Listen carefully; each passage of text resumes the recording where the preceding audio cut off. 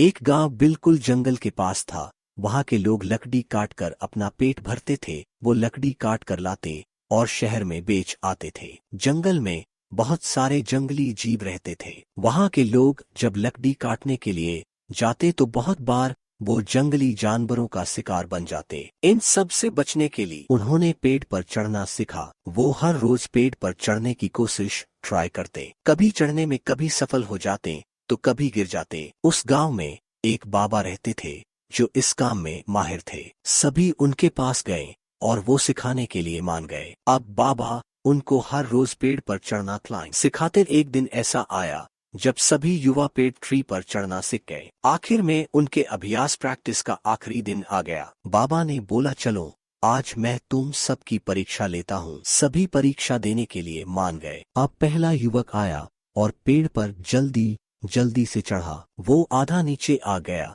तभी बाबा बोले, बेटा संभल के नीचे डाउन आना। इसी तरह दूसरा युवक जल्दी जल्दी ऊपर चढ़ा और जब बिल्कुल नीचे आ ही गया तो गुरुजी बोले, बेटा संभल कर। फिर तीसरा युवक चढ़ा तो जब वो भी नीचे आने ही लगा तो बाबा बोले, संभल कर बेटा। इसी तरह बाबा ने सबको कहा। सभी हैरान थे कि जब ऊपर जा रहे होते तब बाबा को यह बात बोलनी चाहिए थी, परंतु जब हम नीचे आने ही वाले होते तो क्यों बोलते। किसी की पूछने की हिम्मत नहीं थी। तभी एक युवा बोले, बाबा आपकी एक बात समझ नहीं आई। बाबा ने पूछा, क्या बेटा? युवा बोला, बाबा जब हम पेड़ से नीचे उतरने वाले होते आप तब बोलते संभल कर उतरना, जबकि वहां तो हम आराम से नीचे आ सकते। बाबा ने ध्यान से बात सुनी और फिर कहा, बेटा इसका कारण यह है कि आप जब ऊपर जा रहे होते तो खुद ही सावधान होते हो, परंतु गलती कब होती जब हम अपनी मंजिल के बिल्कुल पास पहुंच जाते। उस समय आप बेफिक्र हो जाते कि अब तो कोई रिस्क ही नहीं,